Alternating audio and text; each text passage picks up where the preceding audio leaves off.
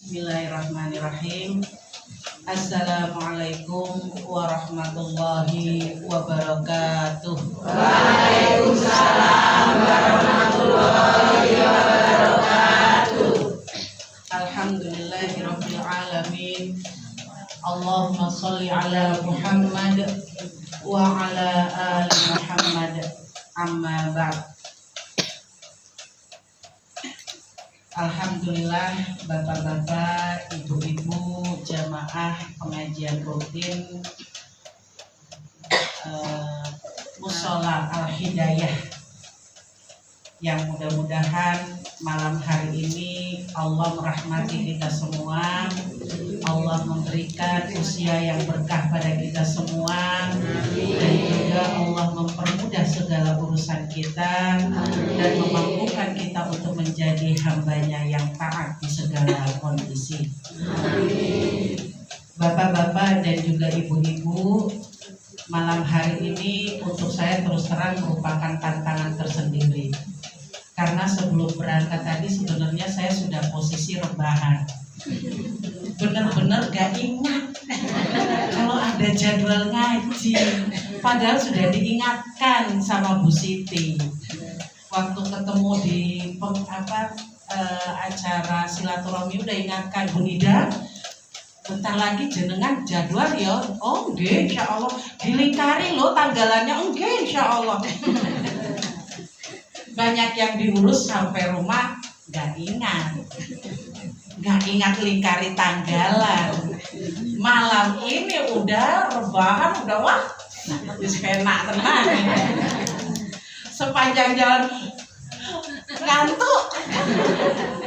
Panjenengan ngantuk mboten? Ngantuk ya.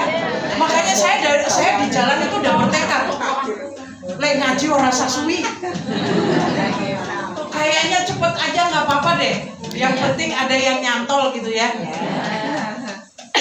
Baik, semuanya sehat deh ini. Alhamdulillah. Wajah-wajahnya terlihat sangat cerah sekali karena sudah lulus Ramadan, deh. Masya Allah, hatinya udah bersih semua ini, insya Allah. Udah nggak ada kerak-keraknya ya Bu.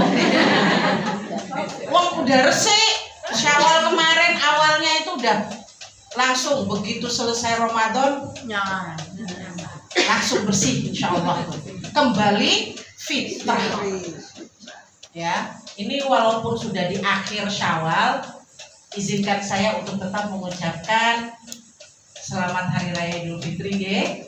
Mohon maaf lahir batin kalau mungkin selama pergaulan kita ada salah kata, ada salah sikap saya, mohon dimaafkan. Begitu juga kepada bapak-bapak yang mungkin sudah rajin datang, kok yang ngaji di belakang. Maaf ya Pak. Alhamdulillah, soalnya saya tuh kalau ngisi itu cukup ekspresif Pak.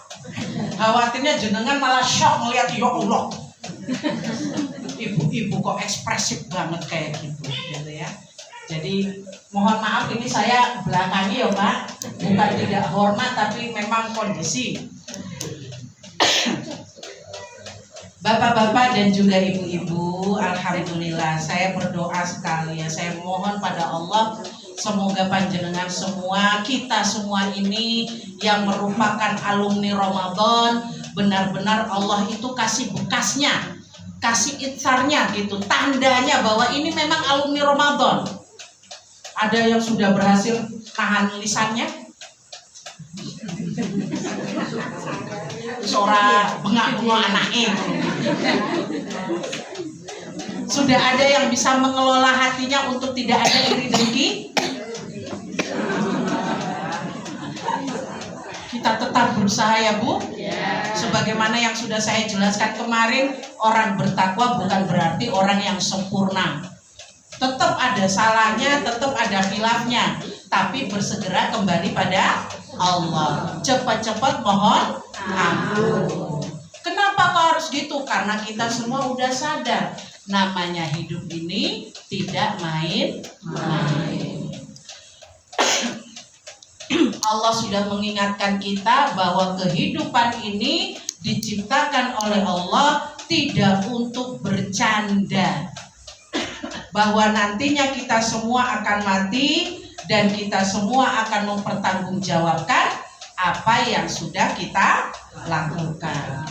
Oleh karena itu kita punya keinginan untuk menjadi hamba Allah yang taat.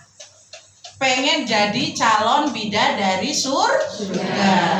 Jadi bidadarinya wis rada ukih loh ini. Jadi kelihatannya jumlahnya udah agak bertambah ini. Ya. Alhamdulillah bidadari kita semakin banyak. Ini kelihatannya bidadaranya ini. Yang rada berkurang ya. Mudah-mudahan kita doakan ya, kalaupun sibuk malam hari ini, mudah-mudahan tetap sehat, tetap diberikan kemudahan dalam segala urusannya, ya. Amin. Ini suara saya memang cuma sampai di sini atau gimana ya ini? Minta tolong ini Bapak Takmir. Sudahlah Ibu Nida itu batuk-batuk, mic-nya tidak kondusif, gitu ya. Oke. Jadi insya Allah kita semua udah bertekad kepengen menjadi bidadari surga. Bidadari surga yang tidak suka ngegosip, yang tidak suka marah-marah, yang gak suka ngebatinin orang. Pokoknya yang namanya bidadari surga itu wah kalem, lembut, sama siapa saja penyayang gitu, ge. Pokoknya ada yang bikin macam-macam. Diem, tarik napas, astagfirullahaladzim. Sudah ada yang praktek kayak gitu belum, Bu?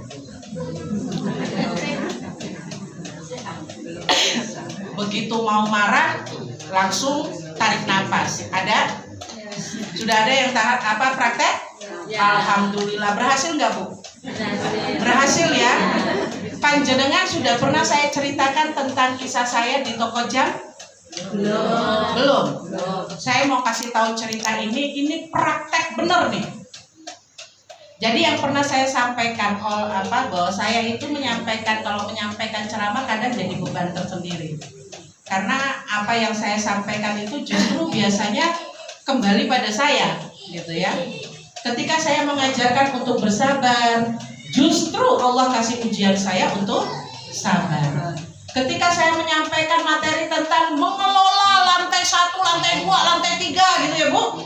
Bagaimana kita untuk tarik napas, tahan 6 detik, keluarkan gitu ya. Saya benar-benar dikasih tuh.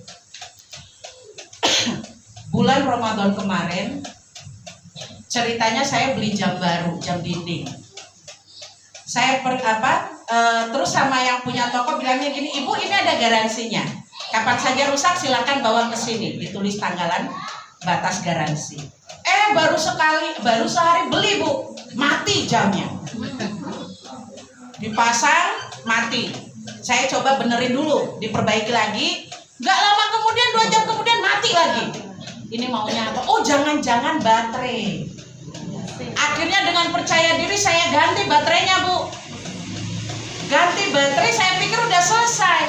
Ternyata 2 jam kemudian mati meneh. Kata saya ini apa gitu ya. Masa baru beli udah mati gitu ya. Akhirnya udah pokoknya besok Umi kembalikan, kata saya depan anak-anak. Akhirnya besok betul, Bu. Saya pulang dari Ringin Harjo itu siang bolong ya, Bu. Bayangkan ini bulan puasa ya. Nah, dari pagi kita udah tahan lapar, tahan haus ya, Bu. Panas lagi waktu itu, akhir-akhir Ramadan itu lumayan panas terus ya. Nah, saya dari Ringin Harjo itu saya baru selesai ngambil syuting video. Jadi saya ngambil syuting video, kemudian saya ngedit, baru kemudian dikirim karena itu tugas.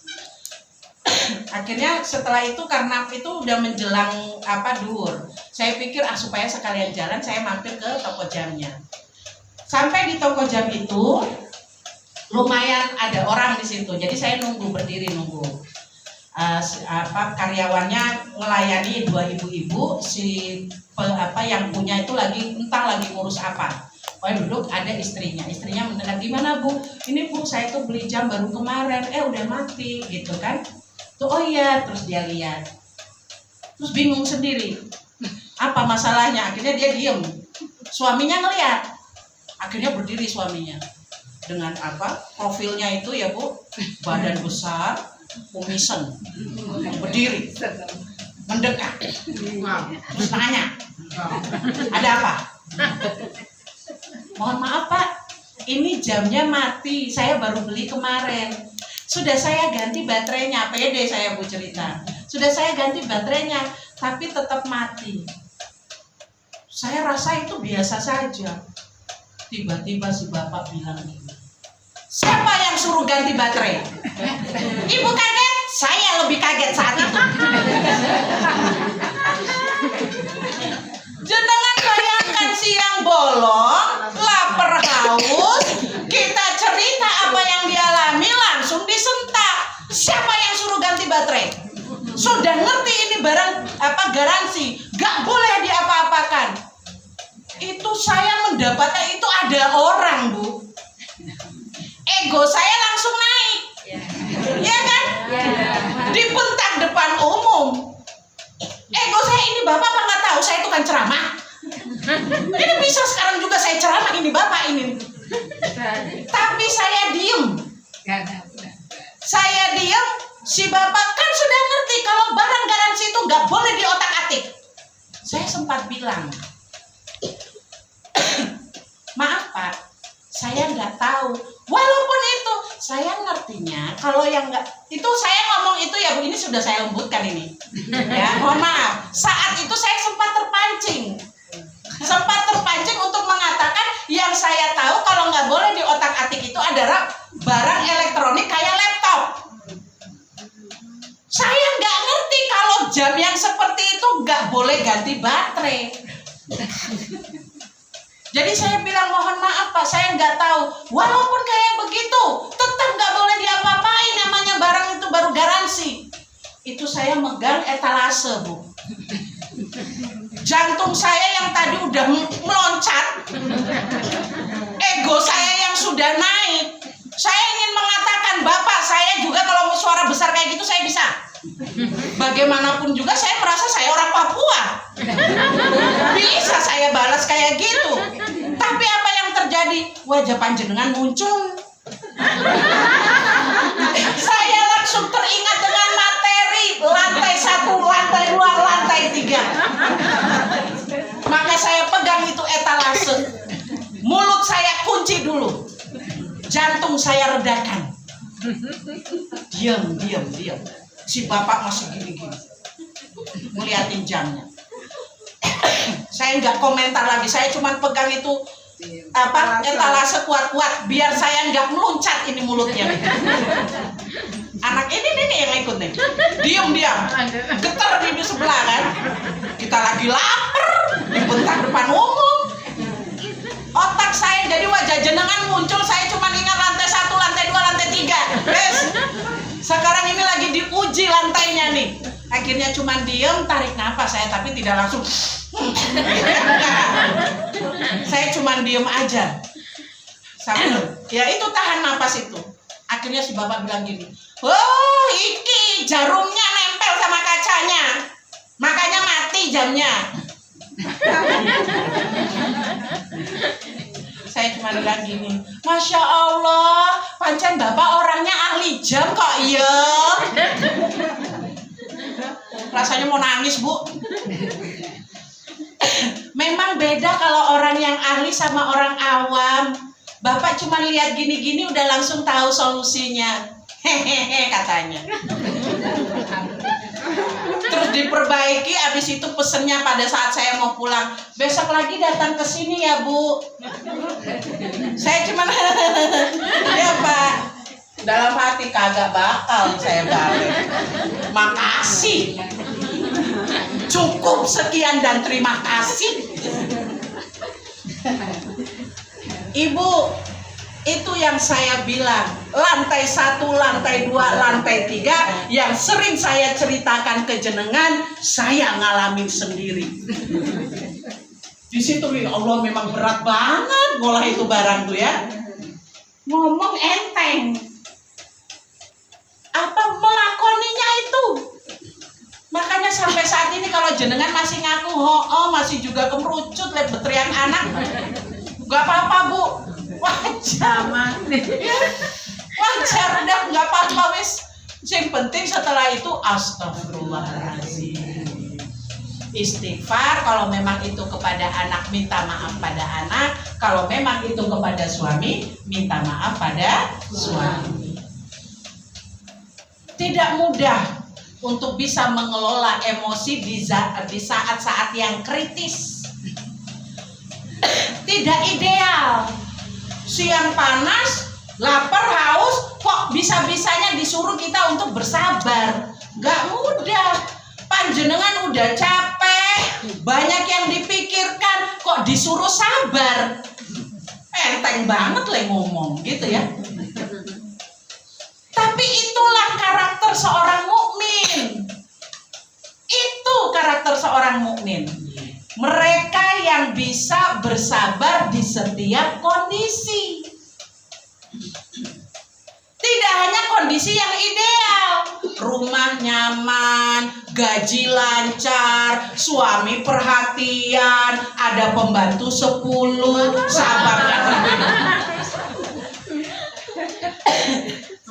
sabar ngadepin anak, wajar nih kayak gitu, ya enggak? Lah ini jemuran panas hujan tetap kita yang ngurus, disuruh sabar. Tapi itulah karakter mukmin yang sesungguhnya. Saya sudah pernah membahas tentang surat Ali Imran 135 ya. Wasari'u, itu sudah ya? Sudah belum? Saking banyaknya. Sudah ya Pak? Tak ulang lagi lah. Ya. Jadi Allah katakan apa? Alladzina yunfiquna fis-sarai wad-dharai. Mereka orang-orang takwa itu ya, di ayat 133 Allah suruh kita apa? Wasari'u, bersegeralah kalian kepada ampunan Allah dan surga yang luasnya seluas langit dan bumi, yang disiapkan atau disediakan untuk orang-orang bertakwa. Siapa orang bertakwa itu? Allah katakan alladzina yunfiquna fis-sarai wad-dharai. Mereka yang berinfak di waktu yang lapang ataupun waktu yang sempit. Kalau ditarik dalam kehidupan kita sehari-hari, mereka adalah ibu-ibu, emak-emak yang tetap sabar meskipun rumahnya atau keadaan rumah nggak ideal maupun keadaan rumahnya ideal. Seperti yang tadi saya bilang, pembantu ada 10, masing-masing udah kerjain semuanya, kita tinggal duduk tiap hari sabar gampang. Lah ini anak kita urus, tagihan listrik kita urus, beras kita yang urus gitu ya. Gitu disuruh apa? Sedikit-sedikit marah. Apa toh? Mbok sabar. Loh. Gitu loh. Itu kondisi nggak ideal, tapi Allah bilang orang bertakwa itu adalah para perempuan yang bisa tetap sabar dalam kondisi ideal maupun tidak ideal. Begitu juga bapak-bapak, beliau harus tetap bisa bersabar meskipun perempuan yang dihadapinya sudah tidak lagi kenceng kayak dia. Wis ora ideal kaya dulu. Saiki wis koyo nang ndi, keriput di mana-mana. Ning tetap sabar. Nah, itu orang takwa. Yang terjadi sekarang ketika kondisi ideal semua bisa sabar, tapi saat kondisi tidak ideal mulai berpaling. Bahkan sudah ideal saja masih bisa berpaling. Maka Allah gambarkan orang yang bertakwa itu siapa? Mereka yang berinfak di waktu lapang maupun sempit. Mereka yang sabar di waktu yang ideal maupun tidak ideal. Mereka yang tetap teguh memegang prinsip meskipun di lingkungan yang ideal ataupun tidak ideal. Kondisi apa saja kita tetap menjadi seorang calon bidadari surga. Bidadari surga itu tidak hanya baik ketika ada di surga. Kita sebagai pemimpinnya di dunia kita udah latihan, gitu. Ini kadang keceplosan, yurapopo namanya manusia, belum beneran jadi bidadari, gitu kan? Baru latihan. Jadi latihan kalau misalnya bidadari kepleset ya wajar, gitu. Bisa dipahami nggak? Ya. Jadi itu blueprintnya seorang mukmin itu adalah dia yang tetap sabar di setiap kondisi.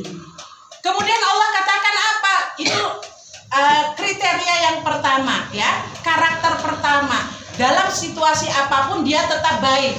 Dalam situasi seperti apapun dia tetap takwa. Dalam situasi apapun dia tetap sabar. Yang keduanya apa? Dia mampu menahan amarah. Wal kadhimina ghaidh. Nahan amarah. Jenengan bayangkan tadi bagaimana, ini saya bukan bilang terus saya sudah bertakwa enggak ya Bu, tapi memang itu nahan amarah enggak mudah. Bagaimana si bapak tiba-tiba membentak dan saya cuma pegang itu etalase. Saya mampu sebenarnya untuk membalas bentakan itu. Secara kalau mau diingat-ingat karakter saya juga karakter dari timur. Gampang berantemnya kalau orang timur tuh. Asal suara tinggi udah jadi kita berantem. Gitu ya. Tapi bagaimana menahan amarah itu? Itu ciri orang bertakwa. Kenapa Ustazah Nida mau kayak gitu? Karena Ustazah Nida mau jadi orang bertakwa. Panjenengan juga harus bisa seperti itu. Kita sama-sama manusia. Ya, sama-sama sudah belajar ayat Allah.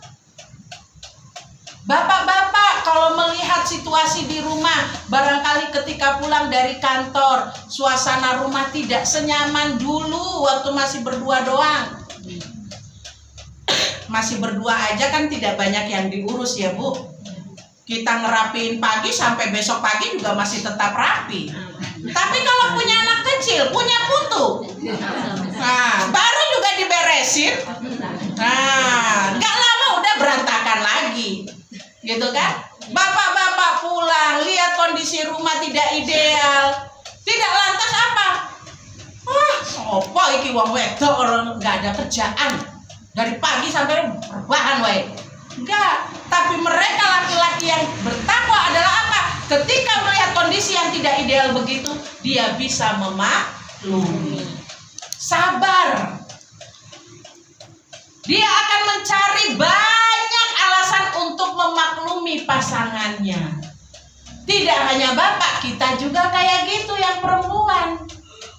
Ya, cari banyak alasan untuk apa? Tetap mencintai meskipun sudah tidak ideal.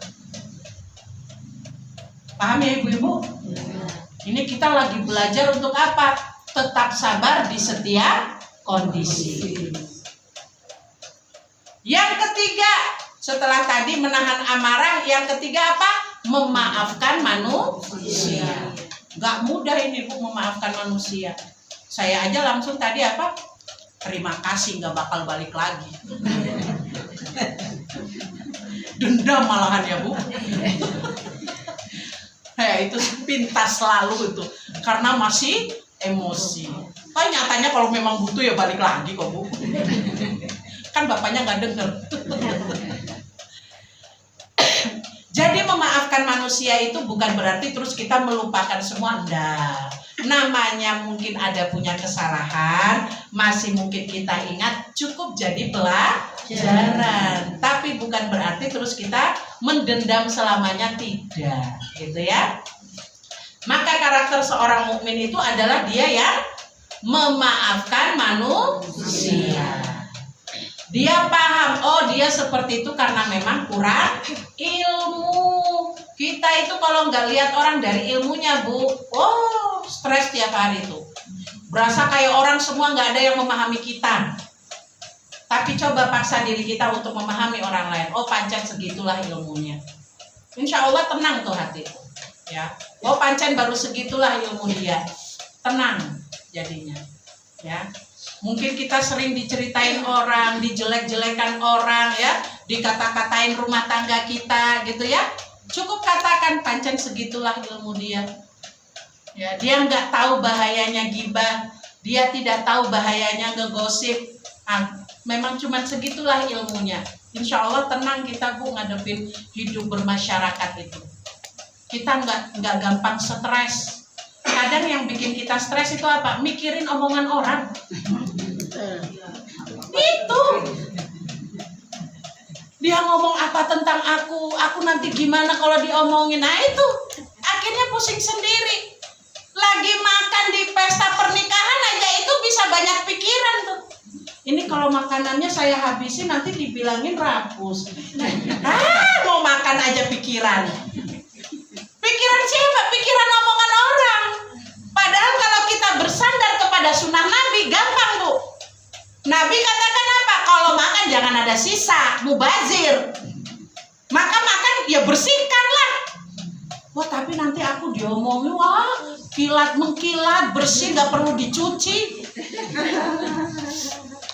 Kita mau makan aja masih pusing pikiran orang, masih pusing bicara orang. Mereka yang memiliki keyakinan kepada Allah, orang-orang bertakwa, mereka nggak takut dengan celaan manusia. Saat saya makan, saya minum itu dihabiskan, saya bukan sedang mengikuti keinginan manusia, tapi sunnah Rasulullah. Itu yang dipegang. Ya, saya berjilbab menutup aurat setiap harinya bukan karena ingin dilihat sebagai orang yang solih, bukan. Tapi ini memang perintah Allah. Maka itu yang saya lakukan. Oh nantinya aku pakai terus malah dibilang, wah sok suci. Mau nyatanya bendino koyo ngene-ngene. Kita udah mau bikin taat aja masih pusing omongan orang.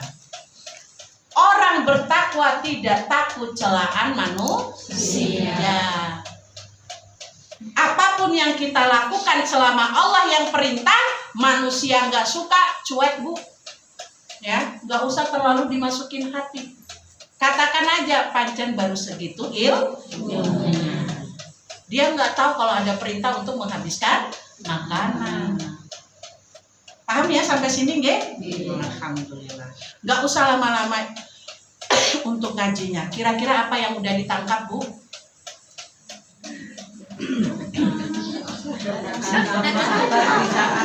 Khawatir mek kasihnya banyak-banyak malah lupa Pak. Makanya tanya dulu ini. Betul Bu, sabar di setiap kondisi. Kemudian apa Bu? Bisa memaafkan manusia, alhamdulillah. Apalagi? Oh, mau yuk.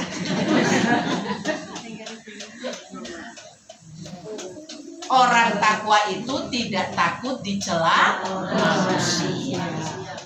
Maka apa yang kita lakukan selama itu adalah perintah Allah. Kita tidak takut dicela manusia. Kalau ada yang mencela jenengan bilangnya apa Bu? Pancen ilmunya baru sampai situ. Tenang insya Allah ya. Nah kita latihan lagi. Nek ada yang bilang halah sok ayu pakai jilbab koyo ngono kuwi, sok asik, sok suci. Apa Bu bilangnya Bu? Pancen ilmunya baru segitu. Kalau tiba-tiba jenengan disentak bapak-bapak kumis tebal, jenengan bilang apa Bu?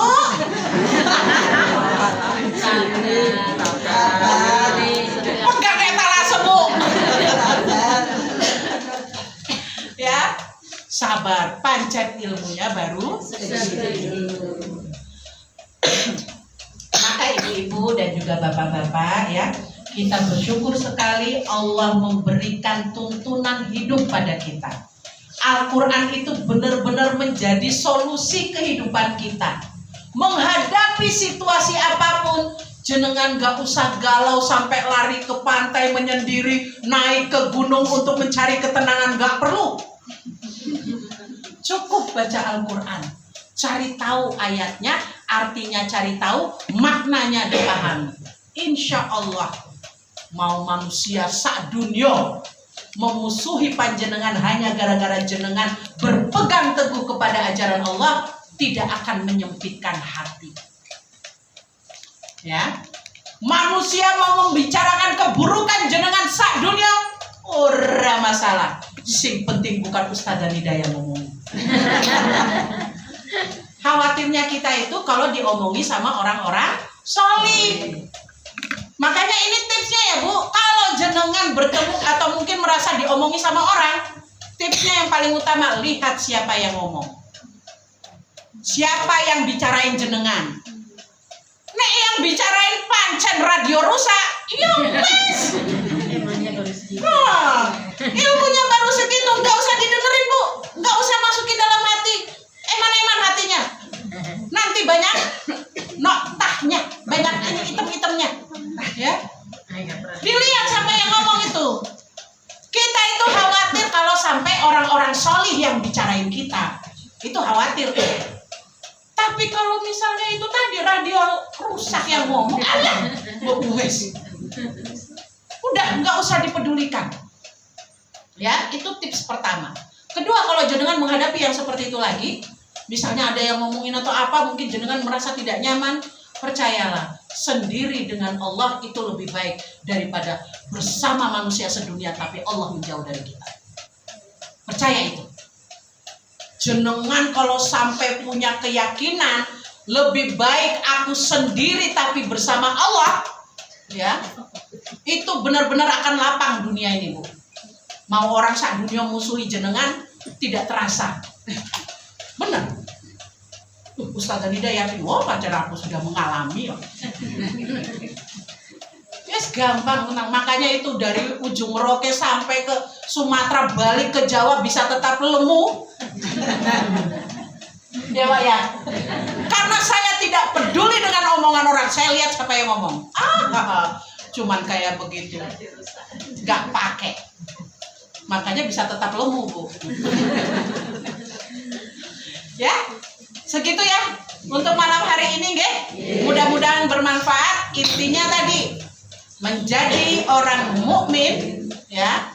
Satu, sabar di setiap kondisi. Kedua, memaafkan manusia. Ketiga,